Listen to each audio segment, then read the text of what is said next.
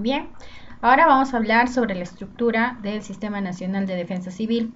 Sabemos que está compuesto por su ente rector, que es el Instituto de Defensa Civil, quien a su vez está normado y regulado por la Presidencia del Consejo de Ministros y quien a su vez también está regulado por el jefe de Estado, nuestro presidente.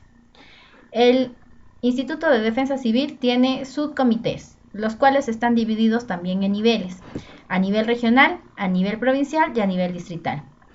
Estos niveles, ¿no?, de acuerdo al nivel regional y a nivel local, van a tener oficinas que van a tener a su cargo también otros comités. Y estos comités están en permanente comunicación con el Instituto de Defensa Civil. En este cuadro se les asigna todos los instamentos, todas las instituciones que están comprendiendo al Sistema Nacional de Gestión del Riesgo y de Desastres. Dentro de ellos tenemos el CONAGER, el PCM, el CENEPRED, INDECI, CEPLAN, sectores, GORES y población o empresas, ONGs. Abajo en anotaciones tienen ustedes las nomenclaturas que significa cada una de estas tienen el significado de las nomenclaturas de cada una de estas instituciones. Lo que le quiero hacer salvaguarda en esta imagen es que, por ejemplo, el Instituto de Defensa Civil tiene a su cargo la preparación, la respuesta y la rehabilitación, pero ejerce la función de técnico asesor y de coordinación. ¿Listo? Entonces, cada una de estas instituciones que vamos a ver a lo largo de nuestro curso van a tener funciones específicas dentro de lo que es el marco del Sistema Nacional de Gestión de Riesgos y Desastres. Es importante que nosotros conozcamos cada uno de ellos. Por eso es importante de que ustedes sepan qué es lo que realizan, cuáles son las funciones que van a determinar. Por ejemplo, la Presidencia del Consejo de Ministros tiene a bien ver la estimación de riesgo, la prevención de riesgo, reducción de riesgo, preparación, respuesta, rehabilitación, reconstrucción, pero es un ente rector normativo, ¿sí? No es como un ente ejecutor, ¿no? En este caso que sería el gobierno regional, ¿listo? Quien tiene también las mismas funciones, pero él regula, él normatiza y el gobierno regional ejecuta. El INDECI ya hemos dicho que es el ente regulador del Sistema Nacional de Defensa Civil. Acá abajo tienen ustedes un enlace que pueden hacer clic. Es un video institucional del INDECI donde indican quiénes son, cuál es su finalidad, pero también lo vamos a estudiar a continuación.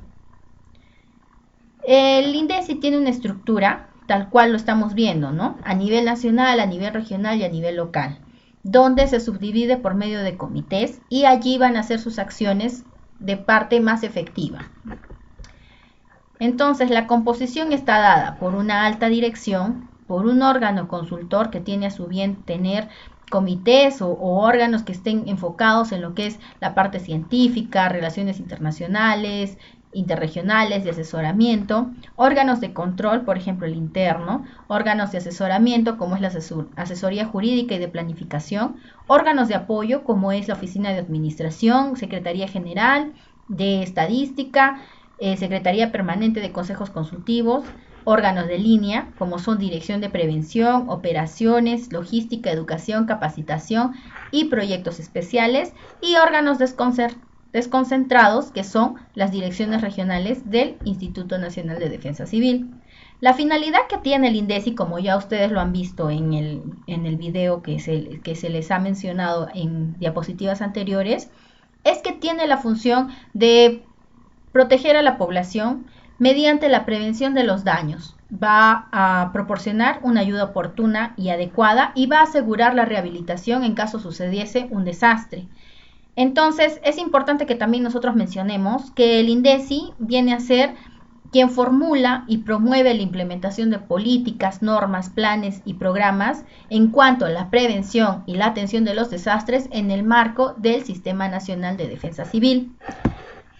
Y para esto tiene 11 funciones, dentro de las cuales va a proponer al Consejo de Defensa Nacional los objetivos y políticas de la defensa civil, va a normar y coordinar, supervisar, orientar el planeamiento y ejecución de la defensa civil, va a brindar atención de emergencia, pero apoyando en la asistencia de techo, abrigo, alimento, recuperación provisional de servicios públicos esenciales, va a dirigir y conducir actividades necesarias para la población en cuanto a situación de emergencia, va a participar en la formulación y difusión de la doctrina de seguridad y defensa civil y va a asesorar al Consejo de Defensa Nacional en materia de defensa civil. Además, va a propiciar una coordinación entre el Sistema Nacional de Defensa Civil y otras organizaciones, como por ejemplo la Policía Nacional del Perú, para que pueda hacer una regulación adecuada de instituciones públicas y no públicas que cumplan justamente con los requerimientos dados por la defensa civil. Va a supervisar acciones que ejecuten organismos y entidades de cualquier naturaleza para que reciban fondos públicos con fines de defensa civil. Va a orientar las acciones de la defensa civil en cuanto a la organización y entidades públicas y no públicas. Va a supervisar el cumplimiento del reglamento de inspecciones técnicas que se realicen en cuanto a la seguridad de la defensa civil y va a normar actividades que se realicen en el área de la defensa civil en el cuerpo de bomberos. En esta imagen nosotros podemos ver justamente lo que hemos estado hablando ya en las primeras diapositivas, en las cuales vemos cómo es que surge la emergencia y cómo se convierte en desastre, ¿verdad? Entonces, a nivel de poderes, tanto ejecutivo, legislativo, judicial, nosotros nos vamos a enfrascar en la parte del ejecutivo y el legislativo que tiene un poquito más de injerencia en esto que es el sistema de defensa civil. Entonces, cuando ocurre la situación de emergencia y dentro de la localidad, a nivel local o a nivel regional, no existe la capacidad de resolución, no existe la capacidad de respuesta ante este desastre, es que el Comité de Defensa Civil puede proponer que se haga una declaratoria de estado de emergencia, ¿no? Que sería esta. Entonces, cuando se da la situación de emergencia y a nivel local, provincial y regional no se puede satisfacer las necesidades que están presentando en ese momento las personas, entonces se da el inicio de la propuesta de la declaratoria de emergencia. Esta declaratoria de emergencia lógicamente tiene que pasar a manos del INDECI. El INDECI va a comunicar a la Presidencia de Consejos de Ministros, quien a su vez va a coordinar justamente con el Legislativo y con el Ejecutivo la promulgación del decreto de estado de emergencia, que es actualmente lo que estamos viviendo, ¿no? Es importante que nosotros consideremos el marco legal siempre que vamos a hablar de estas instituciones porque es el respaldo político, normativo, que va a regular las funciones de cada una de estas instituciones.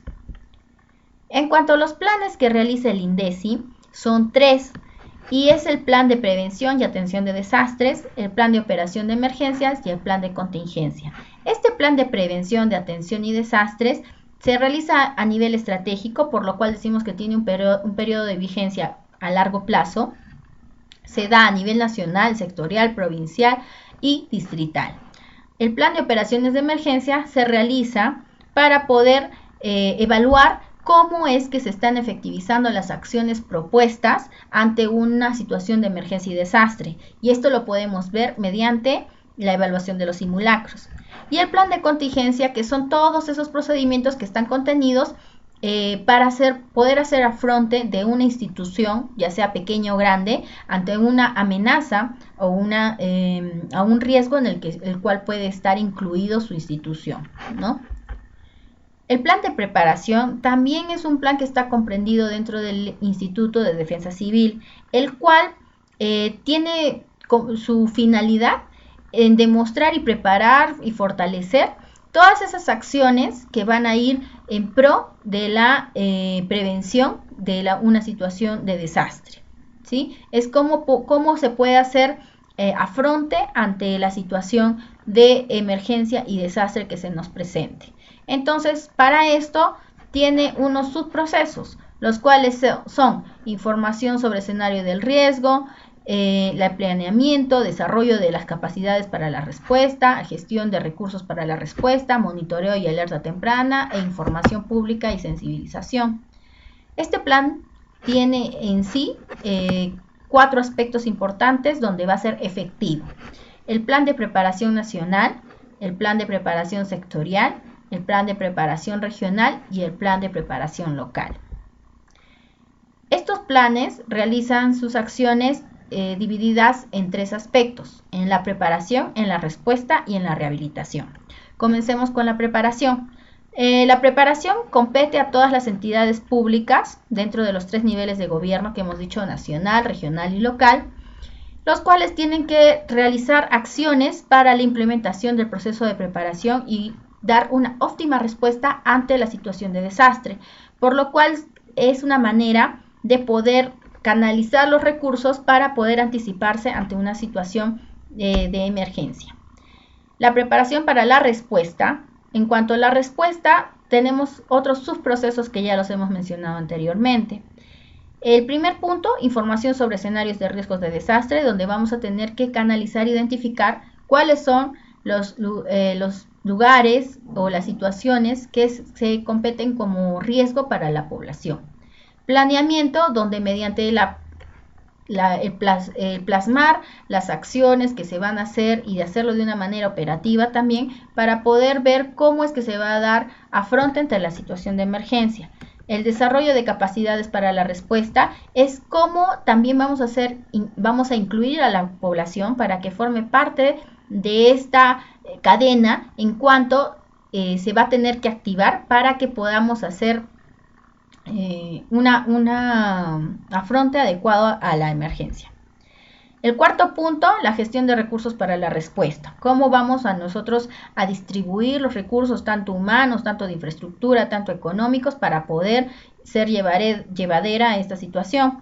El quinto punto, el monitoreo y alerta temprana. Entonces nosotros ya hemos hablado, vamos a hablar sobre los comités de defensa civil y sobre los COEs, ¿no? Entonces, de acuerdo a esto, nosotros vamos a tener otras activaciones que van desde lo más pequeñito hasta lo más grande, que dan pie de alerta que está sucediendo una situación de emergencia. En el punto 6 vamos a dar una información pública y sensibilización, ¿no? Mediante el uso de redes sociales, mediante el uso de los medios de comunicación, se puede sensibilizar a la población para que tomen medidas adecuadas y se prevengan muchos desastres. En cuanto a la rehabilitación, nosotros hablamos ya cuando ha sucedido el desastre. Entonces la cadena lógica sigue siendo parecida a la anterior, a la de respuesta, pero consideremos que en la rehabilitación es cuando ya se dio el desastre, ¿no? Entonces vamos a hacer primero la información sobre escenarios de riesgos de desastre, o sea, tenemos que identificar cuánto de impacto ha habido de este desastre, y si puede haber otra situación de emergencia que se produzca después del desastre. Estoy hablando, por ejemplo, después de un terremoto, vienen réplicas, que esos serían escenarios de riesgo para la población, ¿no? El planeamiento, cómo yo voy a elaborar mis acciones, voy a distribuir mis recursos para hacer afronte justamente a esta situación post desastre. El desarrollo de capacidades para la rehabilitación es el conjunto de procederes que se va a tomar para poder neutralizar o poder redirigir las acciones en cuanto haya ocurrido un desastre y poder de alguna manera recuperarse el desarrollo social que se venía dando.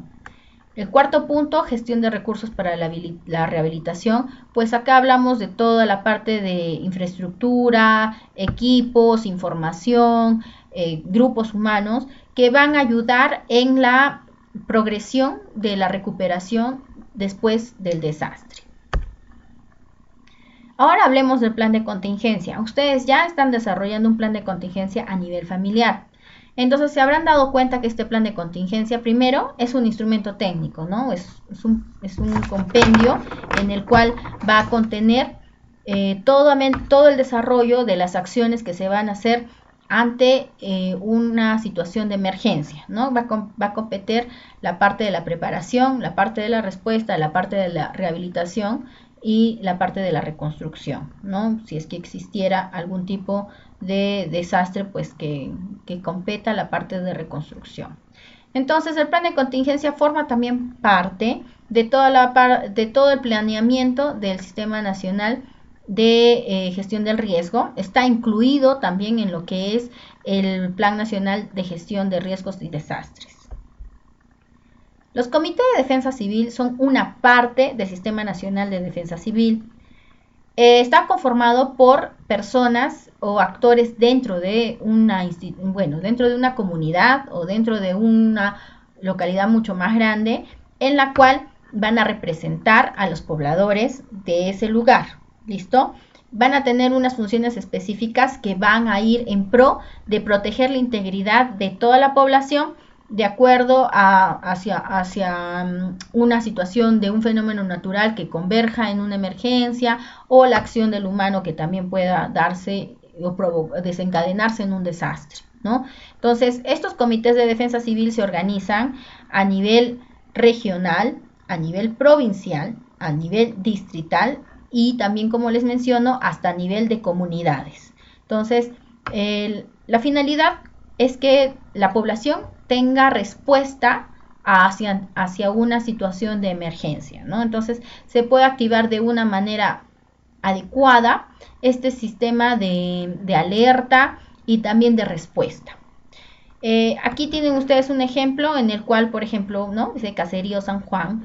Este es el Comité Comunitario de Defensa Civil, que está conformado por agentes dentro de la comunidad. En este caso, por ejemplo, el jefe del comité de vaso de leche, el jefe de rondas campesinas, ¿no? Y esto a su vez está regulado por un gobierno local, quiere decir por su alcalde. Y este gobierno local va a estar también regulado por la parte regional, ¿no? Que va a estar representada lógicamente por el gobernador regional. ¿Cuáles son las funciones de estos comités? Primero, planear y conducir y controlar actividades de defensa civil. Segundo, formular planes de defensa civil derivados de un plan nacional. Tercero, realizar un inventario del potencial humano y los recursos materiales para la atención de emergencia y su consecuente movilización. 4. Identificación de peligros, análisis de la vulnerabilidad y estimación de riesgo. 5. Evaluar daños y determinar necesidades. 6. Organizar e implementar centros de operación de emergencia. Esto es importante también. Atender la emergencia proporcionando apoyo inmediato. Aquí estamos hablando sobre la respuesta inmediata ante una situación de desastre. 8. Promover y conducir la capacitación, lógicamente en todo lo que compete en acciones de prevención, respuesta y rehabilitación ante una situación de desastre. Proponer la declaratoria de emergencia por desastre. Esto justamente lo hemos visto en esa lámina donde observábamos cómo es que se daba la declaratoria de estado de emergencia. 10. Organizar, capacitar y conducir las brigadas de defensa civil. 11. Realizar inspecciones de seguridad en defensa civil. Y 12. Planear, conducir, supervisar y ejecutar obras de prevención en cuanto a todas las entidades privadas o no privadas. El esquema organizativo de un comité de defensa civil es el siguiente. Tiene un presidente, tiene lógicamente un organismo que funciona como secretaría técnica, tiene comisiones que a su vez también tienen otras subcomisiones, ¿no? Entonces, de acá que es importante conocer que toda institución tiene un organigrama, es una parte jerárquica, donde cada instamento que compete a esta institución tiene funciones específicas y persiguen lógicamente un objetivo. Y este objetivo está contenido dentro de su planificación. Este es un ejemplo de cómo se realiza una coordinación del Comité de Defensa Civil, en este caso para prevenir un desastre por cuenca hidrográfica. Estoy hablando sobre inundaciones o cualquier tipo de problema que intervenga justamente en la parte hidrográfica del territorio. Entonces tenemos dos tipos de situaciones, una comisión de planificación y una comisión de coordinación de acciones y obras de prevención. Tienen 4 pasos en los cuales se realiza la formulación, la gestión, la ejecución y el monitoreo.